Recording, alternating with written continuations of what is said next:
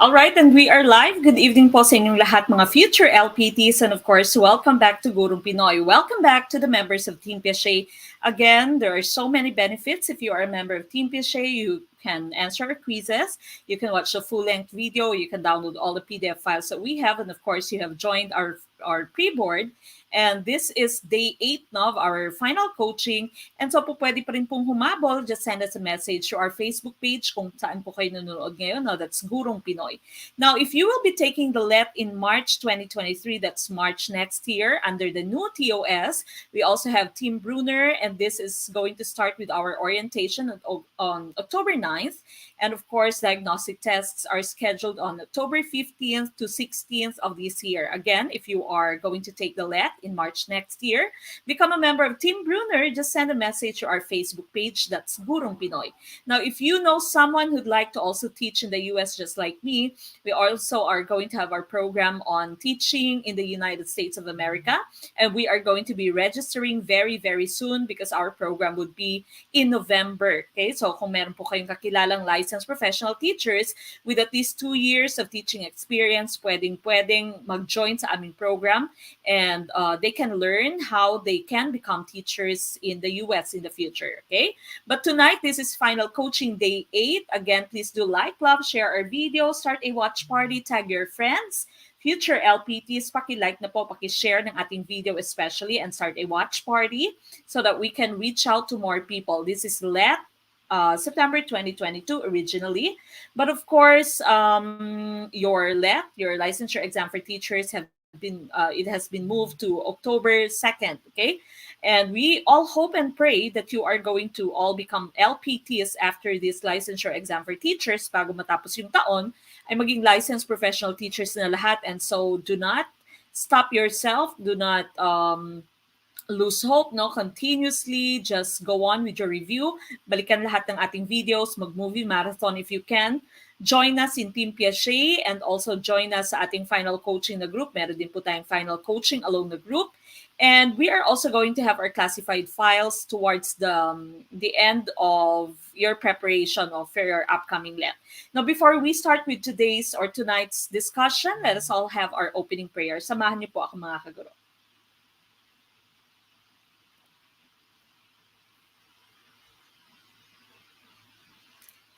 Dear Lord, I come to you to ask for your guidance and direction in this study session. I ask that the Holy Spirit fill me with strength, creativity, and understanding to get through my studies without difficulty or sin. Help me hold my focus and attention. Help me to retain all that I learned. Please make my mind sharp and keep distractions at bay. If any part of my studying is weak or lacking in some way, let it be revealed so that I may correct it. Thank you for this opportunity to learn. Amen.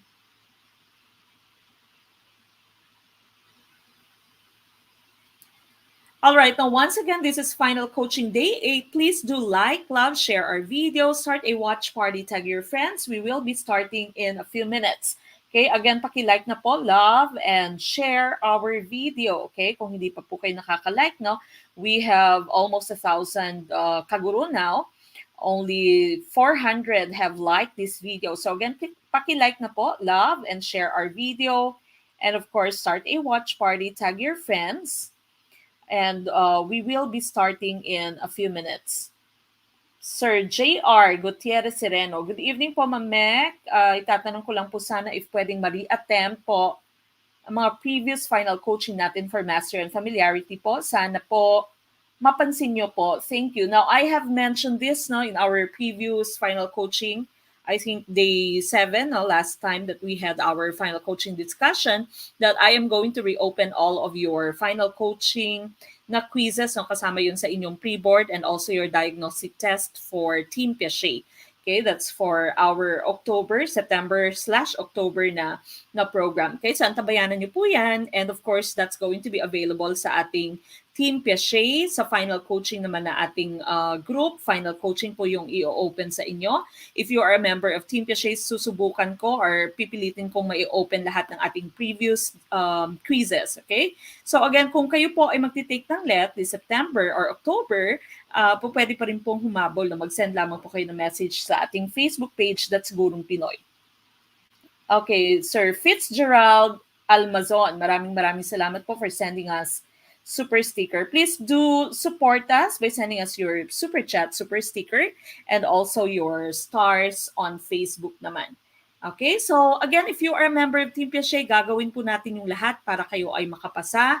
And so, I will be reopening all of your quizzes. Wala pong limit until October 2nd na para dire-diretso, no? Um, ma-review nyo lahat, no, at ma-master nyo paulit-ulit yung inyong drills. Okay? Now, let us all start with our final coaching, day 8. Please do like, love, share our video. Again, we start with question number 1. Okay, number 1, Miss Penny showed a picture to a group of learners assessed with problem behaviors. Upon seeing the picture, the class became noisy, some pointing to the picture and laughing. Some stood up and went around to the other seats. Some talked with a seatmate. The class became chaotic. What assumption can you infer for this kind of reaction? Is it letter A, the picture has many irrelevant cues serving as distractors? Letter B, the picture is small and not clear to everyone. Letter C, the picture has a balance between cool and warm colors. Or letter D, the picture is only one unit, single object in the picture. Okay, what is our choice? Question number 1, tumpak kaya kaagad sa unang question na Sir Renzo Salazar. Brown out po dito sa amin, Mamek. Laban lang po, sir. Okay, medyo maulan ngayon, mahangin.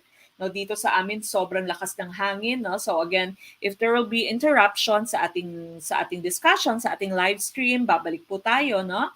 Ganun din po sa inyong end, if medyo mahina yung net, kapit lamang po, ganyan talaga tayo nasa Pilipinas.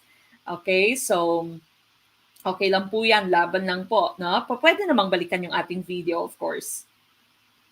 Okay, 1, letter A. All right, now going back to our question here, you have Miss Penny, the teacher, and she showed a picture to a group of learners, no, with problem behaviors. Now, upon seeing the picture, naging maingay sila, may nagpo-point sa picture, may tumatawa, yung iba ay tumayo, pumunta sa other seats, at nakipag-usap, no, nakipag-marites na sa kanyang seatmate. What can you infer? Okay, now remember, there is a difference between the terms observe and infer. When you say observe, no? When you say observe, you are using your 5 different senses. But when you say infer, you form an opinion based on what you have observed, no? In this case here, you are being asked for your inference. Ano kaya yung inyong opinion? Ano yung ideya na inyong na-form sa inyong isip mula sa ating sitwasyon, okay? And the correct choice here, of course, would be letter A. Now, the picture has many irrelevant cues serving as distractors. As you can see, no, the situation, sa naging sitwasyon, the students got distracted. And so, our inference there would be, there are so many distractors, there are so many distractions in the picture. No, there are irrelevant cues. Hindi importanteng cues na naging distractor sa kanyang mga mag-aaral. And so letter A ang tumpak na choice for number 1. We move on with question number 2.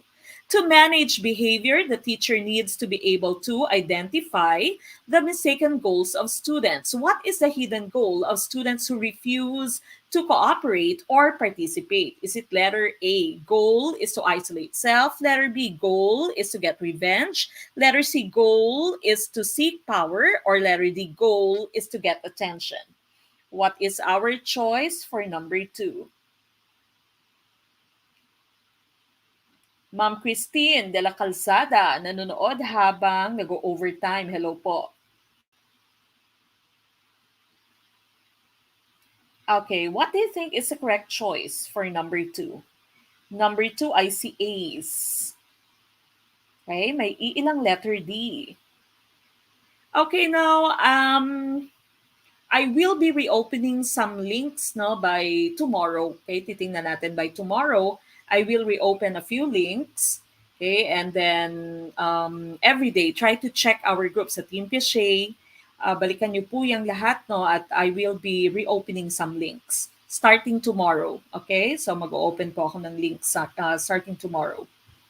Okay, A's. A lot of you are saying letter A, isolate self. Okay, so here you have a student who refuses to cooperate or participate. Ayaw niyang mag-join sa game, ayaw niyang mag-join sa discussion, ayaw niyang mag-join sa different activities, okay? And so the correct choice here is letter A, no? So tumpak yung letter A. Goal is to isolate self because of course ayaw niyang mag-join nga, no? Ayaw niyang sumali, okay? Medyo naglalag yung ating live stream, no? So again, kapit lamang po. All right. Now, this is based on Rudolf Drakar's four goals. Drakers described four goals associated with students' disruptive behavior at lahat ng ito ay konektado. Yung una-una is attention getting. A child deprived of the opportunity to gain status through personal contributions will seek proof of this status through getting attention. Kung hindi siya nakakakuha ng atensyon through the personal contribution na kanyang nagagawa inside the classroom, no, through recitation or through the different contributions that he or she can give sa inyong discussion, ang ginagawa ng bata ay magsisik ng attention in some other way. So, pwedeng siya ay maging pasaway, pwedeng siya ay tumayo, pwedeng i-distract niya yung classroom, no, yung klase. That's attention getting. Now, if the adults did not respond to this attention getting, kung hindi ka nagre-respond sa kanyang ginagawang taktika, sa mga ginagawa niyang attention getting tactics, the student will seek power, no? So maaring mag-ingay na talaga siya, guluhin niya yung klase mo. If an adult counters with greater power, no, bilang of course guro, bilang authority inside the classroom, you should be the authority nga. You should have power inside the classroom. Now, if you counter the power-seeking na ginagawa ng bata with greater power, the student will seek revenge. Pwede siyang maging aggressive, no? Pwedeng maging agresibo yung bata, especially kapag yung inyong estudyante ay high school students, ayaw nilang sila ay napapahiya, no? So, unang-una, dapat kinakausap mo siya, wag mo siyang pagalitan in front of his or her classmates kasi ayaw, especially ng teenagers na sila ay napapahiya. Now, the last one here is to display their inadequacy. Ito na yung sinasabi nating isolate self. Now, a child who has sought attention, ginawa na niya yung lahat. Kumuha siya ng attention mo, nag-power siya, nag-revenge siya, pero wala pa rin naging bunga yung kanyang mga ginawang actions. Eventually, the child is going to lose hope and would come to expect failure and defeat. And so what happens is that the child is not going to participate anymore. The child is not going to participate in your group discussions, in your class activities, and so the child will isolate himself or herself. And so letter A po, yung ating tumpak na choice for number 2. We move on with question number 3. Which of the following group of score distribution is less spread? Letter A, SD equals 1.5. Letter B, SD equals 1.65. Letter C, SD equals 1.75. Or letter D, SD equals 2.0. Okay, what is our choice for question number 3? Okay, again, pwede pa rin po kayong humabol, magpa-member po sa Team Piaget, mag-send po ng message sa ating Facebook page. Kung hindi kaya sa Team Piaget, pwede din po kayo sa final coaching natin, no, so that you can avail the full-length videos of our final coaching. Tonight is day 8. Meron pa po tayong 3 final coaching days, okay, for next week. And of course, you also have our classified files. If you are a member of Team Piaget, if you are a member of our final coaching group, libre na po yung classified files natin. Tuturuan ko kayo kung ano talaga yung mangyayari sa inyong actual let, especially if this is the first time that you will be taking the let, no? What are some of the things that you need to remember? How are you going to shade your answer sheet? How many hours will there be? How many items will there be? Okay, those are some of the things that we are going to be discussing sa ating classified files, including all the annexes, lahat ng mga inyong kailangang dalhin on the day of your examination, and of course, the let items na paborito ng let. Okay, so that's going to be for our classified files. That's the week prior to your licensure exam for teachers. Okay, number 3. Number 3, what is our choice? Letter A.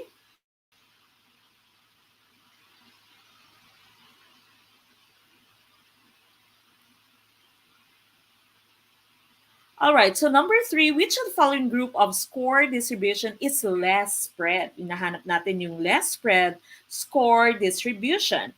And the correct choice here would be letter A. Letter A po, siya yung pinakamababa yung value ng SD. And so we can say that in this case, SD, score distribution, your standard deviation is less spread. SD here, of course, means standard deviation. Okay, so standard deviation shows a variation in data. If the data is close together or clumped, the standard deviation will be small, no? So less spread siya. That means clumped yung inyong data, no? Hindi siya nakaspread out, so clumped siya. Close together yung data mo, and so your standard deviation should be small. Okay, so it's inyong mga choices, 1.5 yung pinakamababa, and so yan yung ating choice, no? Less spread yung inyong score distribution. If the data is spread out, the standard deviation will be large. Okay, so number 3, letter A ang ating tumpak na choice. We go to number 4. For young Filipino learners studying English as a second language, which of the following can best generate language learning? Letter A, simple exercise by use. Letter B, listening activity. Letter C, drills. Or letter D, study of grammar. Okay, what is our choice for question number 4? Si Ma'am Nahira Jali. Kaway-kaway sa mga may trabaho dyan, nanonood habang nagtatrabaho. Inshallah, papasa tayo mga kaguro. Okay? Assalamualaikum, of course, to all our Muslim brothers and sisters. Mhm.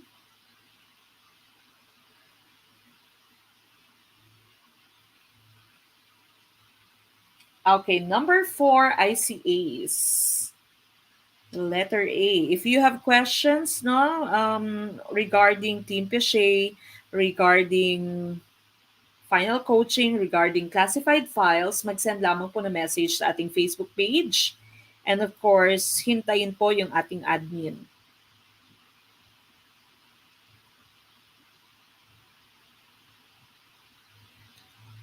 All right, for number 4, young Filipino learners studying English as a second language. Which of the following can best generate language learning? Okay, so for example, sa inyong mga anak, no, yung mga babies natin, yung mga maliliit nating Junakis, 2 years old, 3 years old, 4 years old, ayan, sabi ni Ma'am Yvette Jane, kaway-kaway sa mga ESL teacher. What is the best way that you can generate language learning? How can they learn the English language? Is it letter A, single exercise or letter B, listening activity, letter C, drills, or letter D, study of grammar? And the correct choice here, of course, would be letter A, simple exercise by use ng good morning, good evening, good afternoon, excuse me, no, I'm sorry. Yan muna yung ating unang-unang pinapalearn sa ating mga Junakis. Okay, Ma'am Zaira Mel Sales, maraming salamat po for sending us super sticker sa ating YouTube channel. Thank you so much. Okay, so again, simple exercise by use po yung ating hinahanap. Hindi po listening lamang, hindi din drills and study of grammar. Study of grammar and drills, C and D are the same. Okay, so you are going to give them drills by making them study grammar, no? Or you let them study grammar by giving them different drills. Pero yung ating hinahanap would of course be simple exercise by use. Ayun, meron ako nakita, no, pag math, po pwedeng drills yung ibigay mo. Tama, no? Exercise kasi yung drill. Alright, so for number 4, letter A, ang tumpak na choice.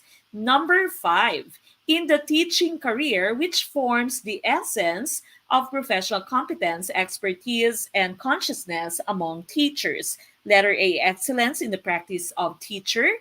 Letter B, academic postgraduate specialization. Letter C, high position and ranking. Or letter D, making the highest salary for teaching. What is our choice? For number 5, Sir Doms Pamitan, maraming salamat po for sending us stars. Thank you so much to all our star senders. Sir Mark Ribao, thank you so much po. Ma'am Juna Ambes, maraming salamat. Again, to all our star senders, thank you so much for your support. Ganon din sa ating mga super sticker senders.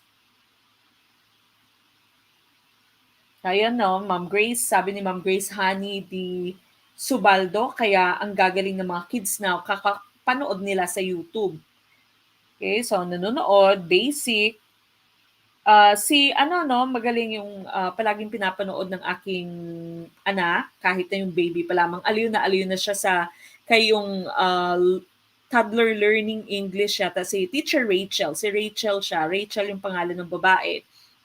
At siya ay nagti-teach ng phonics. So may phonics, may songs. Okay, so magandang panoorin ng bata, no? Yung hindi lamang siya cartoons kasi, totoong tao, no? Na yung siya yung kumakanta, siya yung nagti-teach ng phonics. Hanapin niyo kung meron po kayong toddlers or babies. Minsan yung baby ko pag gumising na maaga, nakikinood pa ng ganong YouTube, no, YouTube channel din siya. Ayan, sabi ni Ma'am Rona May, ganyan din po yung pinapanood ng aking pamangkin. Si Facebook user, hindi ko lang po nakikita yung inyong name. Same tayo, ma'am. Favorite ng anak ko na 8 months, si Teacher Rachel. Ma'am Mayra Alzate, maraming salamat po for sending us stars. Okay, number 5. Okay, sabi na number 5, in the teaching career, which forms the essence of professional competence, expertise, and consciousness among teachers? You say letter A, and of course, the correct choice here would be letter A, no? Excellence in the practice of teacher. This is professional competence, expertise, and consciousness. No? Excellence as a teacher. Ito po yung ating hinahanap. Hindi lamang through postgraduate specialization that would just be part of your pwedeng professional competence lamang siya. High position and ranking, of course, letter D, parehas sila. No? High position, ranking, high salary. Okay, so parehas lamang po. The correct choice, of course, is letter A for number 5. We go to number 6.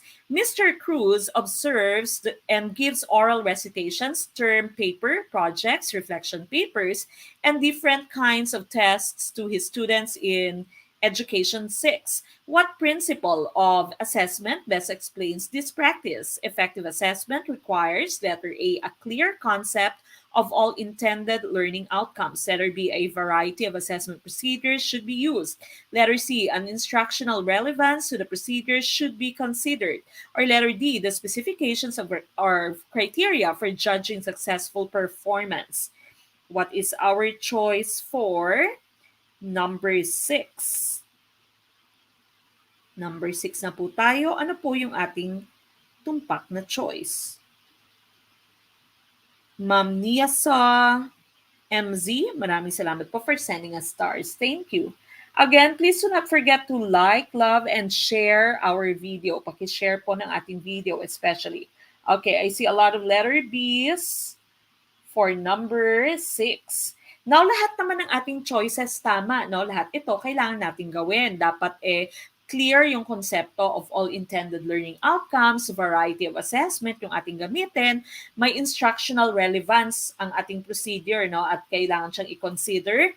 At yung specifications of criteria or your scoring should also be done. Okay? So dapat yung criteria mo klaro din. Pero base sa binigay na sitwasyon sa ating question, ano yung inyong magiging choice, no? So sabi dito si Mr. Cruz, nag-observe, nag-oral recitation, nag-term paper, nag-project, reflection paper, different kinds of tests. And so, ang tumpak na choice dito would be letter B, variety of assessment. Yan kasi yung pinapakita ng ating sitwasyon, pinapakita ng ating number 6, ng ating item. No? Although all of these are correct, number 6, letter B po ang ating choice. Okay? Hindi po letter D, no? Dahil criteria ang scoring yung ating pinapakita sa letter D. Okay? So, letter B for number 6. We move on with question number 7. How do you classify the objective to summarize the salient features of a good essay in terms of Bloom's hierarchy of educational objectives at the cognitive level? Letter A, analysis. Letter B, application. Letter C, knowledge. Or letter D, synthesis. What is our choice for Number 7. Ang kaya ang tumpak na choice for question number 7? Mhm. Number 7. What is our choice? Okay, 7 ICDs. Okay. Basahin ko lamang si Ma'am Nicey Benito. Hi, Ma'am Mek. Thank you so much sa iyong live. Nanonood po ako ng inyong mga vids sa YouTube. Ngayon po, LPT na po ako. Thank you, Ma'am Mek. Congratulations, Ma'am Nicey Benito. Ganap na siyang LPT. No? So yung mga nanonood ngayon, nagmamanifest na tayo. Malapit na. Makakamtan din natin yung ating pangarap na pagiging licensed professional teachers. Okay, so yan na po, abot kamay na, no? So magpaalaga talaga kayo sa Gurong Pinoy. Kung kayo naman ay magti-take next year, no, sa March, ganun din po, meron na po tayong program. We will be starting by next month, that's two weeks from now.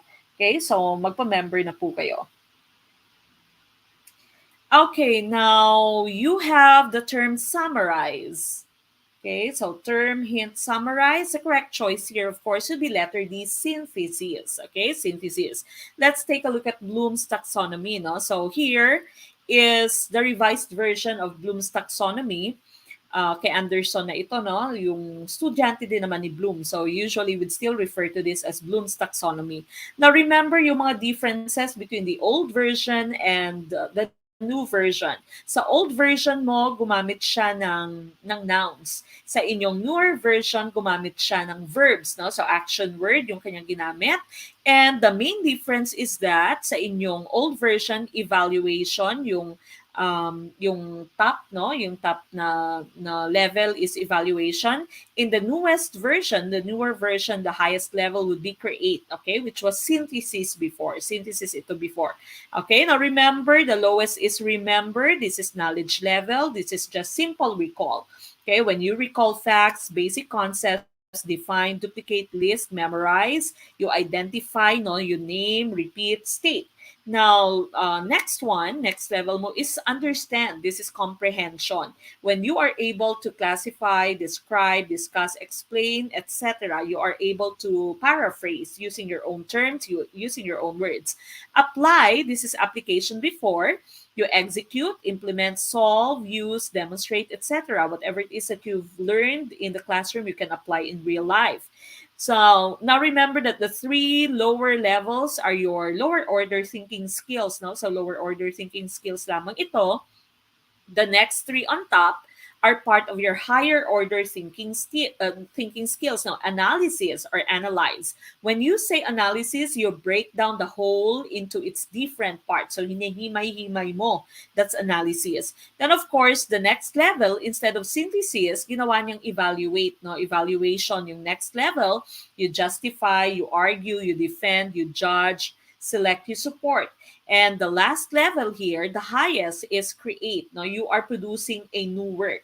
You are producing something that's original by putting together the different parts to create a new whole. Okay, so you put together the different parts to create a new whole. That would be creation, creating, or synthesis. And letter D, ang ating tumpak na choice. Okay, we move on with question number 8. In the scientific process, what thinking skill is referred as a process of mentally analyzing and evaluating data on evidence? Letter A, constructive thinking. Letter B, creative thinking. Letter C, problem solving. Or letter D, interpretative thinking. Okay, what is our choice for number 8?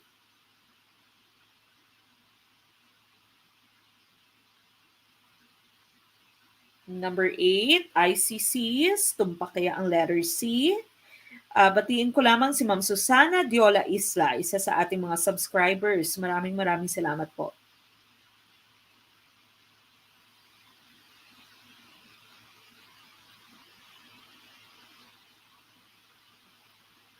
Ma'am Rizel Aberia Suyo, thank you po for the stars.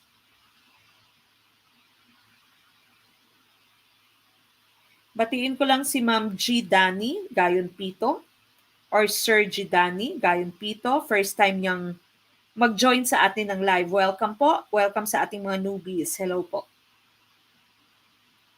Okay, I see a lot of letter C sa ating question number 8. Sabi ng number 8, thinking skill, which is a process of mentally analyzing. You are analyzing mentally and evaluating data on evidence. No, so whenever you have your evidences, you evaluate this evidences, this data, and you mentally analyze. Okay, and the correct choice here would be letter C, problem solving po yung ating hinahanap. Letter C, problem solving for number 8.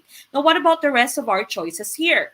Constructive thinking is all about making good judgment calls. No, you are making good judgment. You know how to make good decisions. This comes back to the process of effective decision making and knowing how to respond appropriately to circumstances. So if you are talking about decision making, that's constructive thinking. Constructive thinking.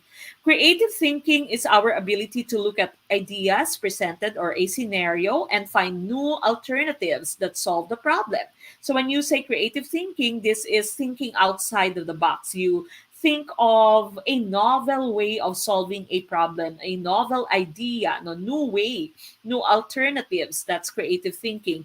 While interpretative thinking involves discovering, determining, or assigning meaning. You interpret the different data that you have, you interpret the different evidences that you have. Okay, so the correct choice again is problem solving. That's usually evaluating the data, evaluating the evidences, and mentally analyzing them. Okay, so that's letter C for number 8. We move on with question number 9, which is implied by skewed to the left scores distribution. Letter A, most of the students are academically challenged. Letter B, most of the students are remarkable. Letter C, most of the students are thick-witted. Or letter D, most of the teachers are passive and spend more time in administrative than instruction tasks. Okay, what is our choice? Number 9. Question number 9, what is our choice? Again, huwag pong kalimutang i-share yung ating video, mga kaguro. And of course, send us stars if you can on Facebook. Super chat, super stickers naman po sa ating YouTube channel. Maraming salamat po to all our star senders, super sticker senders, and super chatters. Okay, and of course, join Team Cachet para mabalikan po lahat ng ating videos. 1 year worth of videos, no, full-length videos, and magre-reopen po lahat ng quizzes sa Team Piaget. Alright, number 9, may A at B. Karamihang choices ninyo ay A at B. Ano kaya yung tumpak na choice? Sino kaya ang ligwa?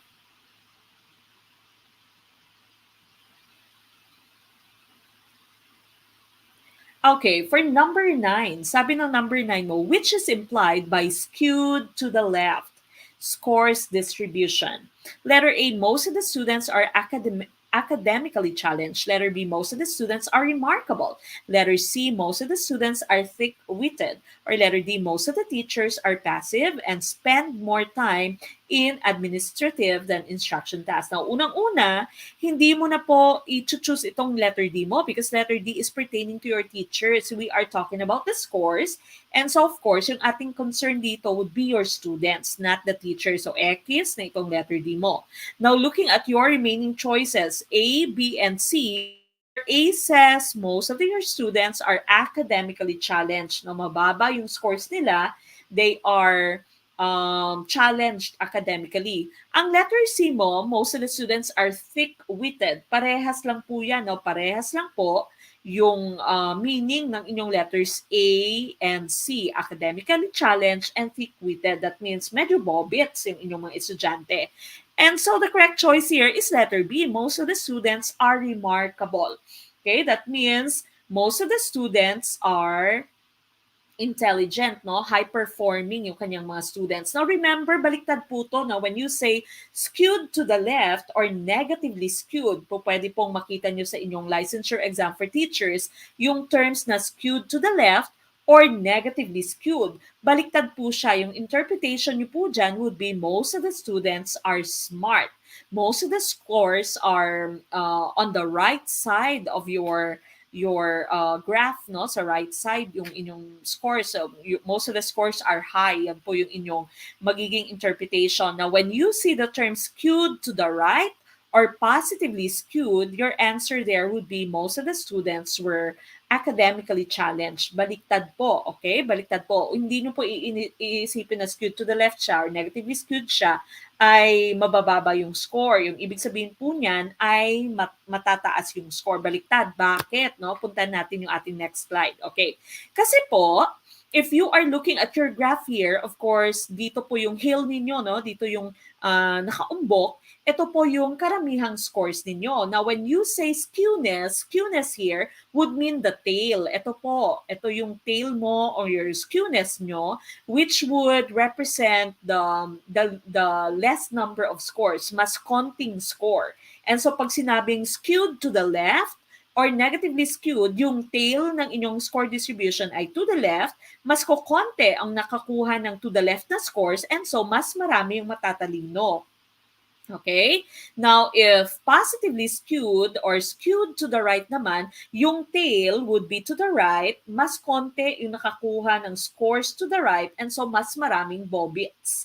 Okay? Buntot ang tinatandaan ko. Tama po yan, Ma'am Jovelyn, Mordin, Alma. No? So, buntot po yung skewness ninyo, the tail. So, hindi po siya yung pinaka-umbok, hindi po siya yung pinaka-clump ng score. So, pag sinabing skewed to the left or negatively skewed, mas kukonti yung nakakuha ng negative na scores, mas maraming nakakuha ng matataas na scores. No? So, most students are intelligent, okay? So, skewed to the right naman or positively skewed, mas marami yung nakakuha ng mabababang scores, okay?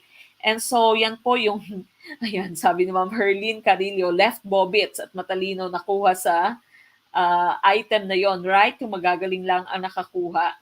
Okay?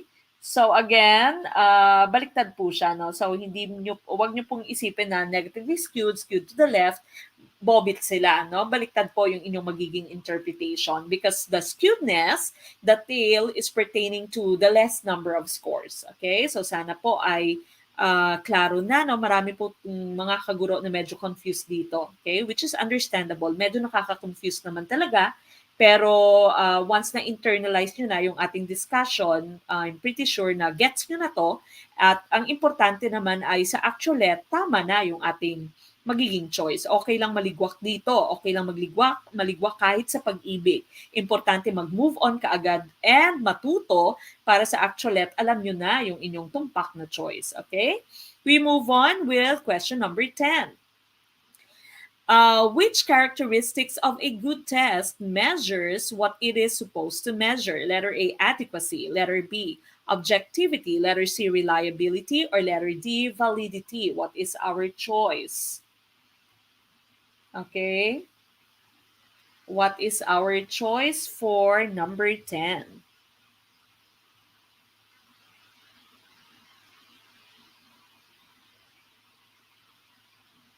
Okay, question number 10.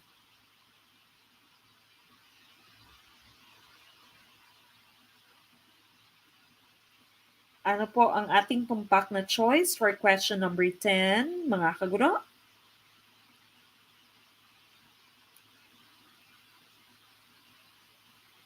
Okay, I see a lot of letter D's for number 10.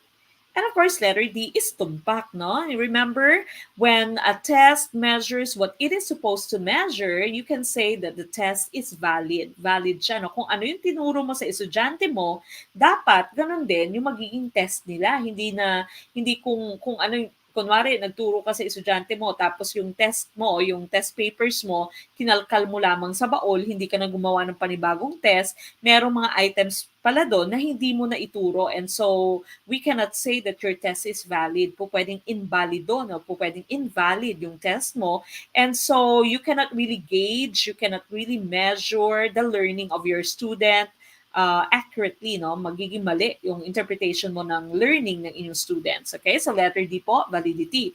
Now, what about the rest of your choices here? Yung adequacy mo, this means that all of the objectives were represented. No? So, equal number or merong items for each objective that you have taught. Adequate yung number of items na binigay mo for each of your objective. Now, remember yung rule mo, kapag ka mahaba yung time na iyong ginugol sa isang objective, dapat yun din yung objective na maraming items sa inyong test. Okay? So for example, meron kang dalawang objectives. Yung isang objective mo, 1 day mo lamang itinuro. Yung other objective mo, 5 days mo siyang tinuro. No? Kasi medyo mahirap siya, medyo challenging siya sa students mo. What you would do when you make your TOS, your table of specifications, when you make your test, dapat mas marami din yung test items mo sa objective na mas mahaba yung panahong inyong ginugol. Okay? Hindi po pwedeng 1 day mo lang siya itinuro.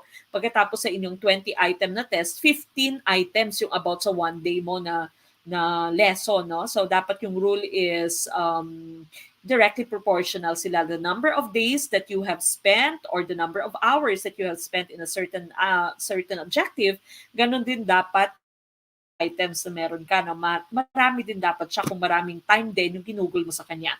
That's adequacy. Objectivity means fairness. Okay? So fairness ito, yung objectivity mo. Dapat fair ka whenever you make your test. Dapat lahat nakaka-relate. Huwag kang gumawa ng test item, for example, about K-pop, kung alam mo naman na hindi lahat ay mahilig sa K-pop, no? Kung huwag kang gumawa ng test item about, for example, Darna, if you are not sure if hindi sila lahat ay nanonood ng Darna, baka kapuso or kapatid yung iba sa inyong mga estudyante. When you say reliability, this is the consistency of score. Okay? Consistency of scores ang inyong reliability. Nung binigay mo siya the previous week, 10 out of 20 yung nakuha ng bata. This week, binigay mo siya ulit, 10 out of 20 ulit yung nakuha ng bata. No? So, reliability is consistency of scores. Ganun pa rin yung performance ng inyong bata. Okay? Medyo naghahang tayo. No? Kapit lamang po. Alam natin merong bagyo or palabas na yata yung bagyo. Pero medyo mahina yung internet ngayon. Okay? But I'm pretty sure you can still understand and you can still see me. So we continue with our discussion. Okay? So number 10, tumpak na choice for number 10 is letter D. Okay, sabi ni Sir Michael Angelo Castro. Same po, sabi ko, 4 na taon ako nag-aral, ngayon ko lang naintindihan yung mga di ko naintindihan nung absent po yata ako palagi. Okay, so nagbulakbul yata si Sir Michael Angelo Castro. All right, so number 10 again, this is letter D, validity. We move on with question number 11. A prelim test was administered twice to third-year BA students and the test results are consistent. What type of reliability was used? Letter A, Pearson R test. Letter B, Kuder-Richardson formula. Letter C, split half method. Or letter D, test-retest method. Again, if you are watching us on our YouTube channel or maybe on our Facebook page, napuputol po yung ating videos dyan. And so again, if you still can, magpa-member po kayo sa Team Piaget para full-length video po yung inyong mapanood. And of course, mababalikan niyo po lahat ng ating full-length videos. I will be reopening our quizzes. And so you can have your drills, no? Unlimited drills until the day that you take the LET. If you are watching us on our final coaching naman, classified files na group, and you'd want to also see the rest of the videos sa Team Piaget, magpalipat po kayo sa Team Piaget na mag-send a message sa ating Facebook page. Again, if you'd want to become a member of Team Piaget, send a message to our Facebook page, that is Gurong Pinoy. Okay? Ganun din po sa mga nanonood sa ating Facebook page at sa ating YouTube channel para po kayo ay maging member ng Team Piaget. All right, number 11, I see a lot of letter D's. Tumpa kaya ang letter D for number 11? Okay. Ano kaya ang choice for number 11?